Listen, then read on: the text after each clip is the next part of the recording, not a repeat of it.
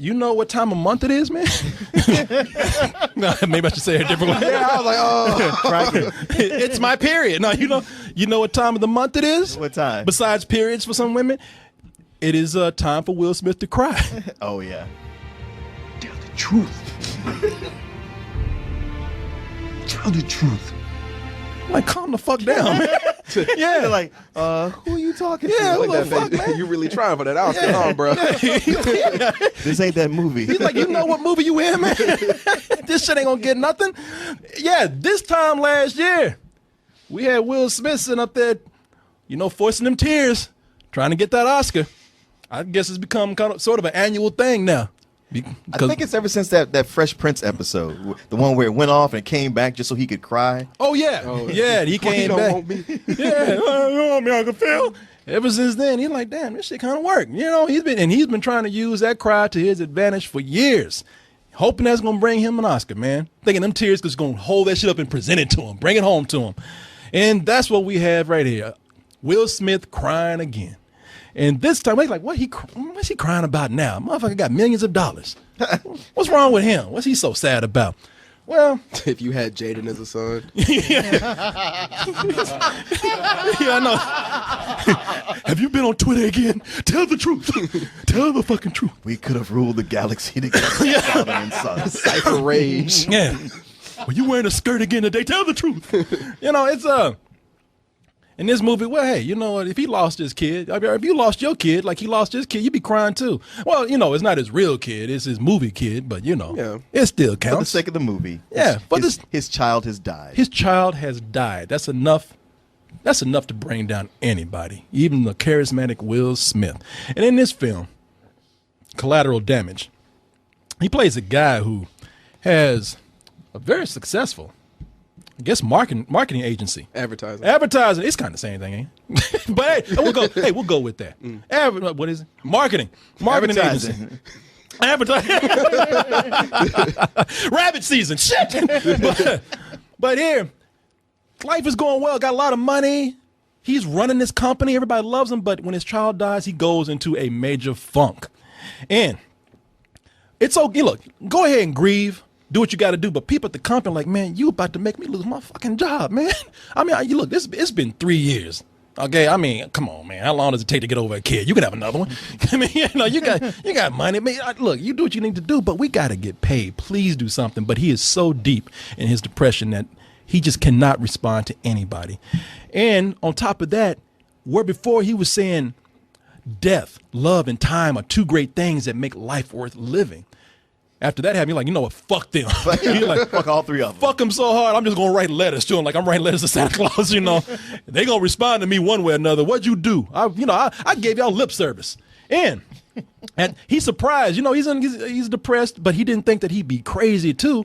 And when these things actually become personified in the forms of Keira Knightley, what's her name? Harry Miller, and that Empire kid, then Empire? I don't know what that kid. I think he's from Empire. Yeah, the black kid. Jacob Lattimore? Yeah. Okay. Yeah, I think so. He's not one of the sons. I don't know. I don't watch the show. But He looks like he would be on Empire. Yeah. Yeah, he looks like he would, but he's not one of them. I'm just gonna racial stereotype him and say yes. He's on one of them black shows. But when they actually present themselves to him, that's when he's thinking like, you know what? Am I actually losing my mind now? Or are these things? And like, I don't know, like A Christmas Carol, are they actually trying to show up to teach me a lesson? Let's go ahead and take a look at some of the trailer for this, just a little bit, and then we'll be back with the rest of our review.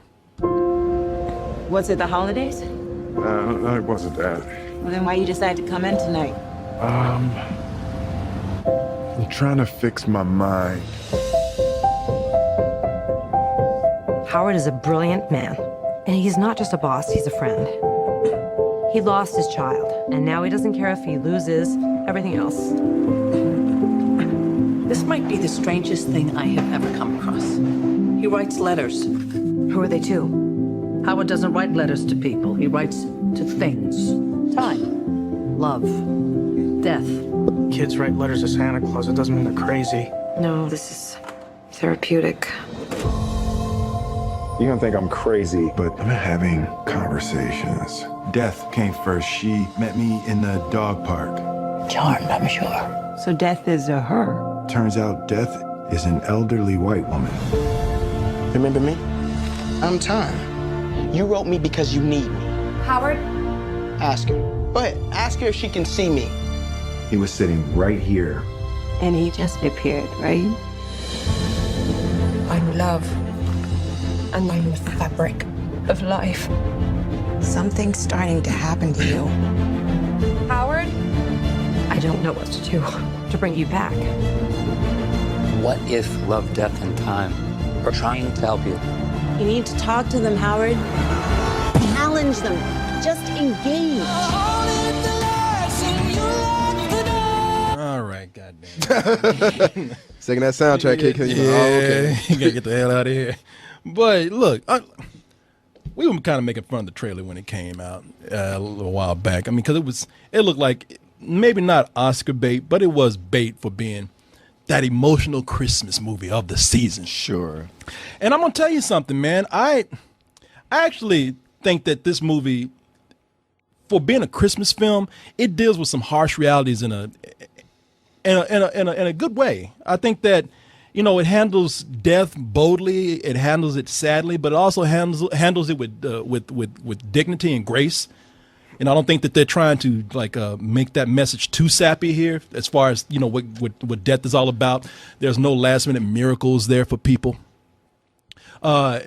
There's when I say last minute miracles, it's not overplaying the Christmas season too much. There's, you know, with the cinematography, there's none of that Christmas magic. Snow all of a sudden appears when a character pops up. You know, there's no, you know, we don't get that scene where the lights are there, which all of a sudden come on when something magical happens. If there's anything magic here, it's very, very, very low key. And I will say also that this movie is moving, man. I would say that it might make you even choke up a little bit until you leave the theater and realize how dumb this shit is. You know? It wasn't until you left the theater that you realized that? I realized that about 20 minutes in. I was trying to give it a chance because I was surrounded by people who were crying. I was surrounded by people who were really pulled into the film, and I don't want to be that. I don't want to be that Grinch, as people will say. Yeah, people are into a film. I don't want to be the one going, yeah, the whole time. It's like, hey, let them enjoy it. But I'm sure you powered through it. Yeah. I mean, for me, like, these guys from the very beginning, they went in there, they got it. They, you know, they don't care. They're like, fuck this. You know, I don't give. You know, he's sitting back next to people like crying and Martin, like, what you crying for? This shit's stupid. I'll say this. From the trailer, it looked to me like it reminded me of What Dreams May Come, and it looked like the three spirits were magical and was going to be sappy and, you know, kind of a fantasy kind of thing. So when you come into it early on and explain like, no, these are just actors who've been hired, I was like, oh, okay. This is not that. I appreciate that.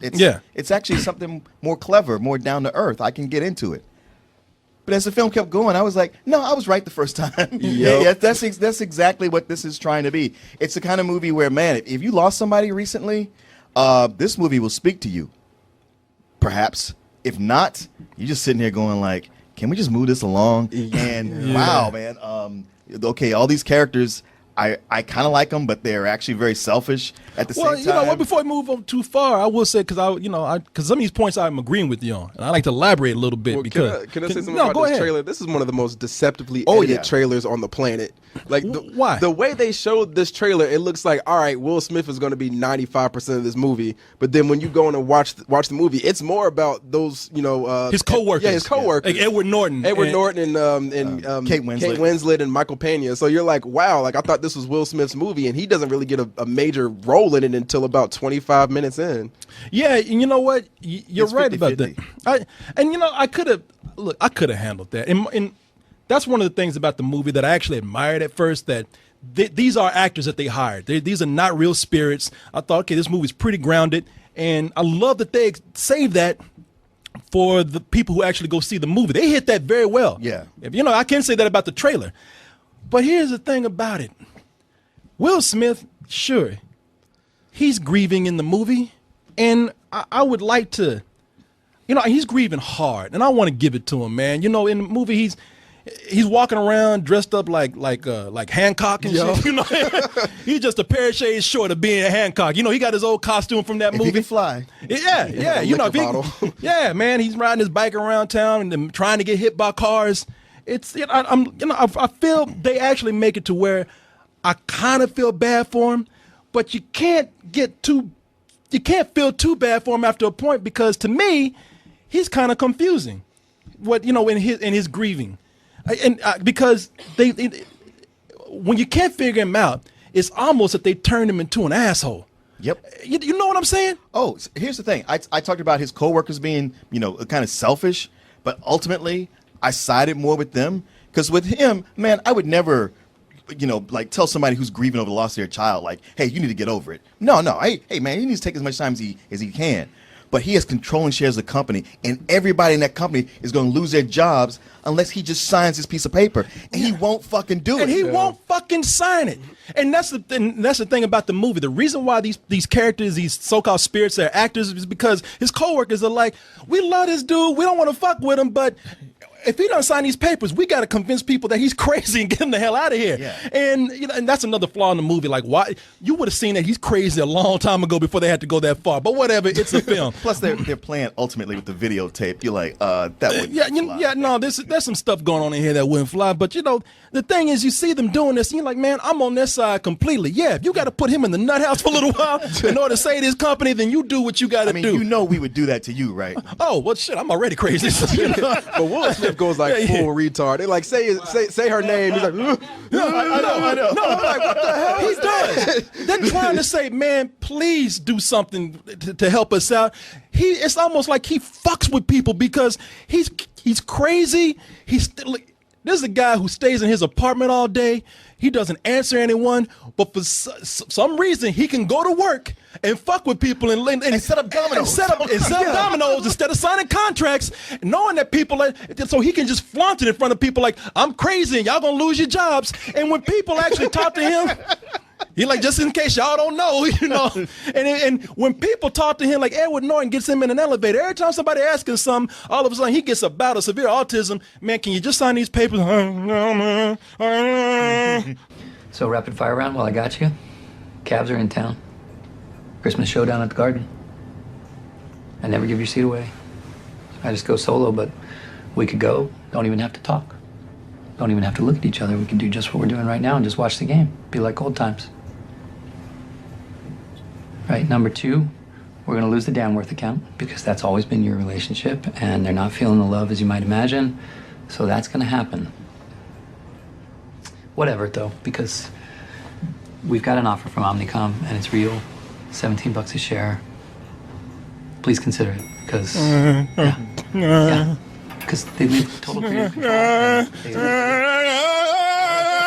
And that happens multiple times in the movie. It's like, man, if you can get up and go to work, you can get some help. Yeah, he's getting haircuts apparently and going out to J. Crew. Like, he should have enough time to eat. Like, but he can't have enough time to eat and sleep. Yeah, he's still groomed and shit, still buying nice clothes. A dude who was really suffering would have been looking like Howard Hughes. He would have been in there with his nails all long and wearing shoe boxes and tissue boxes. Yeah, teeth all nasty, flies flying around his nutsack in his mouth. He wouldn't have been looking like this. Yeah.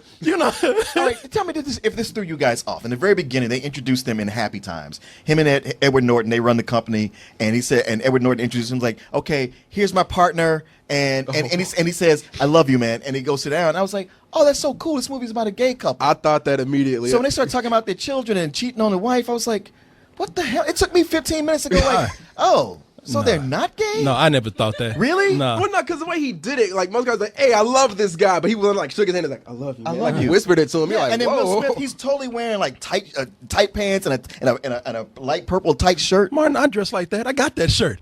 Martin, how many times have I shook your hands? So you see what I'm talking about? How many times I shook your hands and grabbed your ass and said, hey, I love you, Martin? What's gay about that? How many times I cupped you by the balls and said, I love you, Martin, but in a very hetero way? Come on, let's not stereotype. I thought the same thing you did. I didn't see it, but I will tell you something about him being about the happy gay, happy gay. now you got me. But the happy Will Smith, like they got that the Fresh Prince Will Smith, where in the beginning of the movie, He's like Hitch. he is. Like, wow, you got it. He's like Hitch. He's dapper. His hair and his goatee are jet black. You know, he's got that Will Smith charm that everybody knows. What is your why? He's drunk at work. 3 years later. Yeah, and then they say 3 years, 3 years. 3 years later, and life has just sucked his ass dry. You know, that is 3 years, man. Like he was the president. Yeah, like he aged something vicious. After 8 years, Obama didn't look like this. Yeah. Like his daughter used to bring him moisturizer. And once she died, that was it. And hair dye.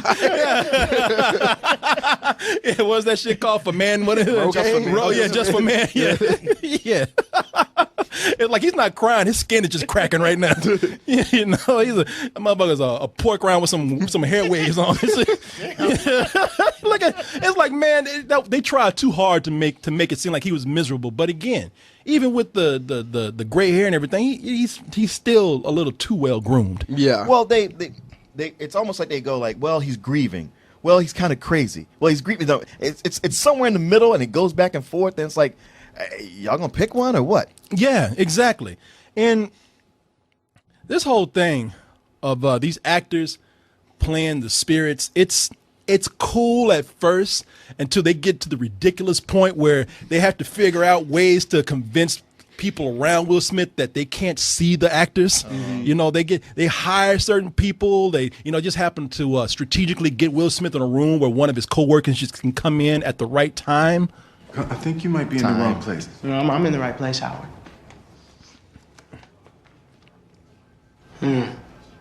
Yeah.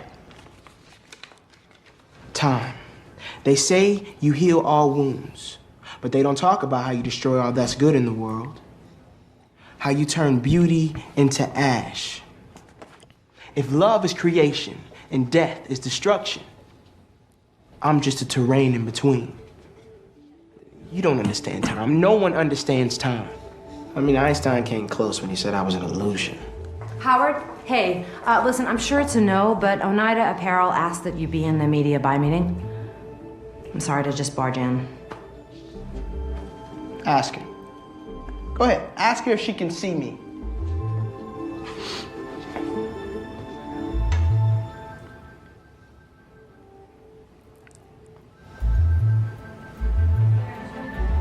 I'm not going to be in the meeting. Oh, they insisted I ask. You know what? There are so many ways that he could have tested that theory out. Sure. You know, he could have picked up a knife and said, well, if they can't see you, like, they can't see this. Tell them you see me. You see me. She's right. You see me. It's funny when him playing dominoes in the back. It would have been so funny if one of them just dropped. He's like, I'm not here. He jumps out the window. You see him limping away. Whoa, okay. My cape is getting caught in my chest. Oh, no. I was moving forward and I was doing this. It's like a cape getting caught in the cogs of a machine. Yeah, Sam's like Edna mode. No capes. Yeah. Damn, this. I see what they're talking about in The Incredibles, man. You know. God damn, I'm stuck. Drape it over your chair, man. I'm stuck. Are you legit stuck? I'm not. All right, let's kick his ass now. Yeah, get him. Okay, all right. Stand up. Yeah, drape it over the chair so you ain't got to worry about that again. But hey, you get to see your card piece. There you go. Ow. Come on, pretty ladies, around. Oh, my shit fell off. Put it over the back of the chair, Feel man. your hernia belt. Your hernia belt. The reason why I showed that clip too is because Jacob Littmeyer, is that Lattimore. Lemon is snicking right here. You know, he's that guy. I think, you have a star cast right here, almost a full A-list cast of capable actors who do a great job with what they have. And this guy right here he hangs with them. You know, he's right up there with Yeah, he's been a singer this whole time. I mean, I think it was one Christmas movie he acted in. That one where Tyrese sings. Yeah, that's where I saw him from. Yeah, that's right. But he does a good job here. No, he does a great job. I mean, the material is just kind of weak for everybody. It's like it's a semi clever idea, and it seems like the kind of thing that would work, or you see more in a French film. But the longer this goes on, the more it falls apart. Although I still liked Helen Mirren and Michael Pena the whole time. I liked everyone, man. I really did. I liked everybody in the movie. It's just this cast can't save this bullshit. You know, they can only do so much with this. And here's the biggest flaw for me in the movie. I could have let a lot of things pass. I'm talking about how that whole idea is just completely stupid with the spirits and the actors. They do something at some point where I'm like, okay, you kind of redeemed yourself with this, kind of.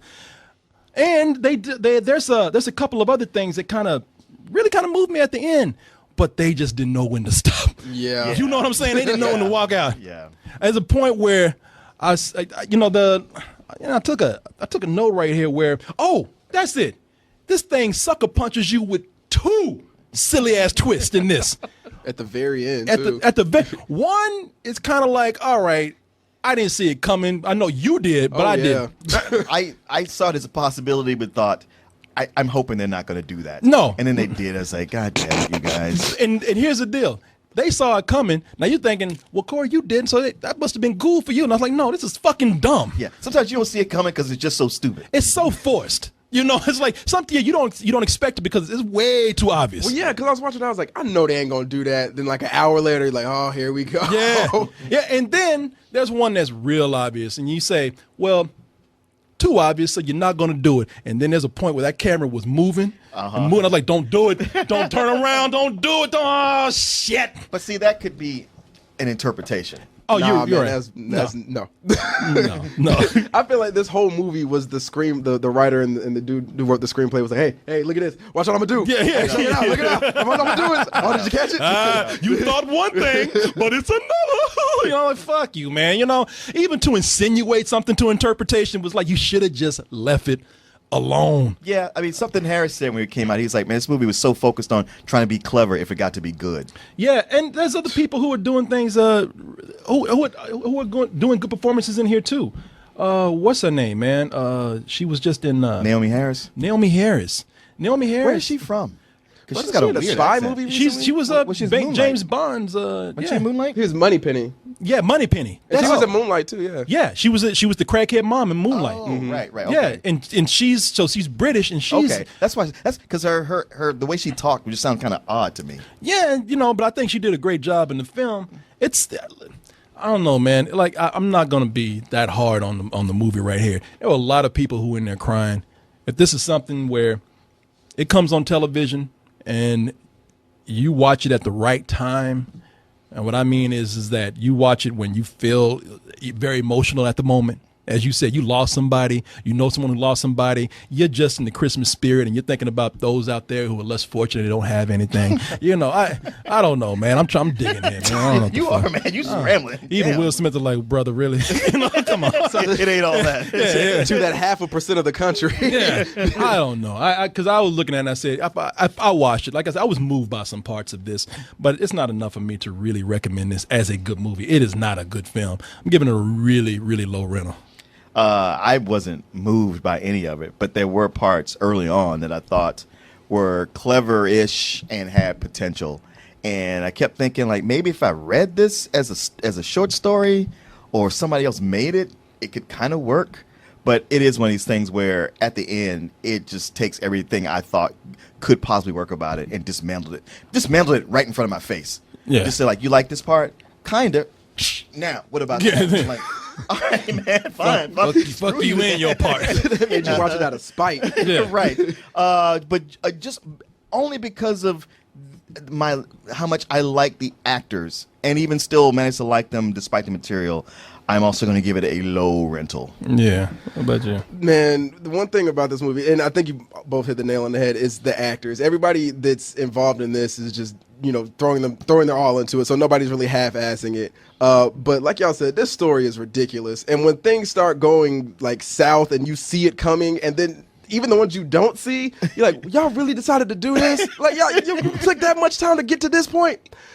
Again, the only thing preventing this from being a Somo bullshit is the actors, because while we will sit here and talk about Will Smith acting like he has autism, or all the actors doing their thing in this movie, the actors playing actors, they really have a heart in this film, and I feel like it's not their fault that the movie was that bad. So yeah, a rental, a low, rental, yeah, a low rental.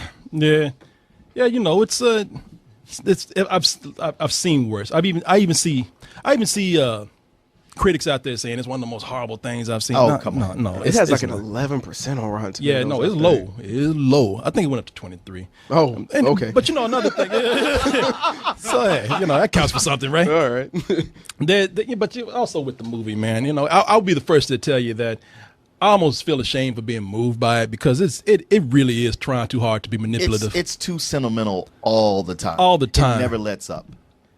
Every day when she laughed, and you broke my... It's funny because they show him twirling his daughter around, and like you just keep thinking, she's like, they keep asking him, how did she die, Howard? How did she die? And I'm like, slipped. Yeah, well, I let her ass go, and she flew into traffic. You know what the fuck?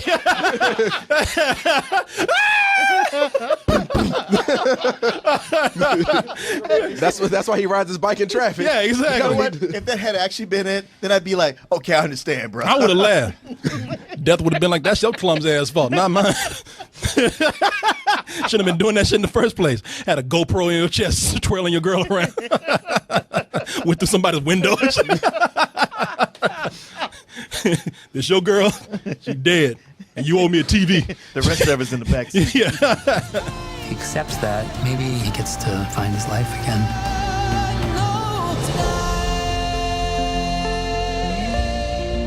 You're not here to take me, are you? No, Howard. I'm here to ride the F train with you. Let's love tonight.